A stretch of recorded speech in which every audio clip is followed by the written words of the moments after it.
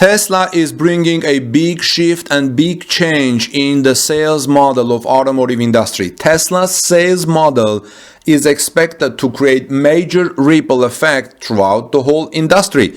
Tesla has revolutionized automotive sales with its sales model because the cars are sold directly to the consumer. This has been a practice that has worked well for Tesla, and many other car companies could follow Tesla's lead. Now Ford is trying that, but is having difficulties with its the dealerships, as I reported in my previous report, but I will mention that a little bit later at the end of this report if I have some time left. Now Tesla has changed automotive sales with its sales model, and the reality is that this will have some lasting implications.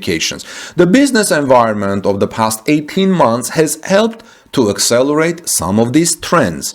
Car buyers will now be done more in the online space. Car buying will actually be done now more in online space, and there will likely be less people who go from dealer to dealer looking at cars. Now, these are changes that are expected. Many of the changes that are being brought about by the adoption of new sales models like Tesla may not be so pleasant for buyers in certain aspects. Tesla is not a very high-volume car maker by any stretch.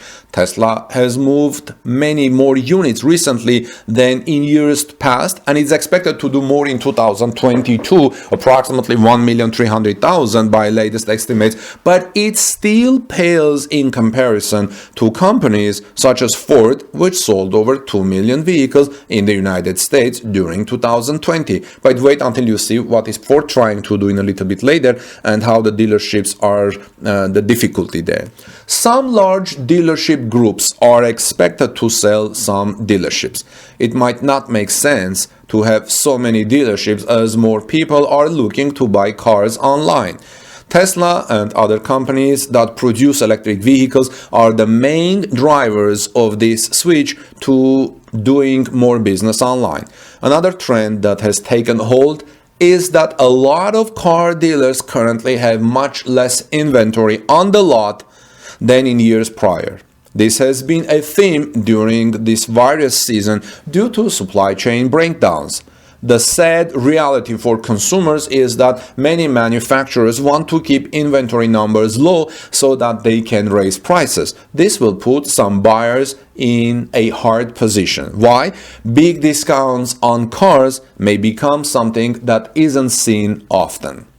Now, there will still be dealerships. How? There will still be dealerships in the years to come, but there will be less of them. Dealers may do well if they can charge higher prices, but it will depend on the make of the car and how long it will go. Like, they can do that in the short term, mid-term, but in the long term, I don't know. To be clear, no car maker has transitioned completely to using Tesla's sales model yet. However, some car makers have tried to sell cars online. If startups such as Rivian are expected to possibly start using a sales model that is very similar to the one Tesla uses, other car companies could align themselves more with what Tesla is doing in the coming years as the number of electric cars on the market increases. Now, how Tesla will do in this environment? Tesla is expected to continue to grow. There is a lot of demand for Tesla vehicles. It will be interesting to see if selling online can help increase demand for cars made by various manufacturers. So while Tesla is doing this and other car companies are following it, we're seeing something different. Ford wants to compete with Tesla. Ford wants to follow Tesla's path, but its dealers are getting in the way. It's one thing to have a product that competes with Tesla, like Ford's Mustang Mach-E, Ford F-150 Lightning electric pickup truck that are great products. It's another to have the sales experience, and Ford's old dealership models isn't helping, says Tom McParland in yesterday's Jalopnik. Tom says Ford Motor Company is serious about offering more electric cars in its lineup. The Ford Mustang Mach-E and the upcoming F-150 Lightning are impressive products. However, the company's approach to actually selling these products is leaving some customers frustrated and looking elsewhere. While short-term sales seem good right now, the long-term impact may not be. The first issue is that on these electric vehicles, Ford has moved to what it calls electric invoice pricing. This means that the invoice price or dealer cost and MSRP are identical. Usually dealers' invoice pricing is lower, allowing dealers to offer deals below MSRP, which just isn't as clean or simple to a consumer who may rather want to join pay what the car costs instead of worrying about getting the best deal. Whether Ford will admit it or not, with this electric invoice pricing, it seems to be taking a page from Tesla's Playbook, where everyone pays the same price for a car. If you buy a Tesla, the price online is what you pay. No games, no dealer nonsense, except despite Ford's electric invoice pricing, dealers can play games and mark up cars well over MSRP. CarsDirect.com recently reported that Ford is implementing a program where dealers can snitch on each other if a dealer advertises the upcoming Lightning below MSRP. Advertising well over sticker price is perfectly okay though. The voluntary program says a dealer can sell a car for whatever they decide, but it is only attempting to discourage advertisements that indicate any level of saving. I have assisted with several Mach-E deals, reports Paul on Jalopnik. He says he has assisted several Mustang Mach-E deals for various customers in different areas of the country. And though there are some vehicles for sale at MSRP, he says, I have seen upwards of 10,000 over sticker. There are even dealers putting a markup of over 33,000 on the cars. There is a lot of demand and not enough supply. When those factors came together, sellers can charge whatever they like. However, earlier in the summer, Ford's manager of communications, Mike Levine, sent out a tweet responding to a customer's frustration regarding dealer markups. Mike said, "You are ready to buy? I'm ready to help you and other Mach-E customers get a car at MSRP. Any word on those solar power roof contracts?" And then he goes on with something. So Paul from Jalopnik says, "I was curious as to exactly how Mr. Levine, or Ford Corporate for that matter, planned on enforcing any type of policy that would disincentivize dealers from selling these cars over MSRP.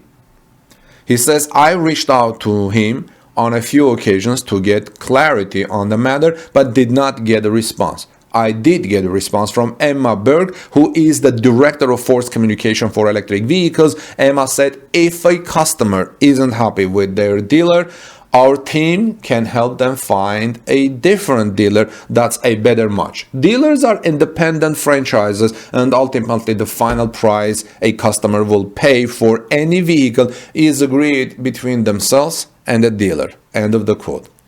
Paul from Jalopnik says, "I totally understand the franchise agreement and that dealers can sell for whatever they want. While I think it's great that Mr. Levine was personally active in communicating with dealers on behalf of customers, it's also not great look for the brand when your PR representative has to be an intermediary between the customer and the retailer." There are ways to limit this practice if any automaker was actually serious about it. In 2014, Dodge put a plan in place to limit Hellcat markups and tied future vehicle allocations, that means how many cars the manufacturer would send to dealer, to how fast the dealers sold the first round of Hellcat vehicles. While Ford cannot dictate what a dealer can sell a car for, it could perhaps tie future allocations for other in-demand cars based on how many vehicles a dealer sells at or below MSRP.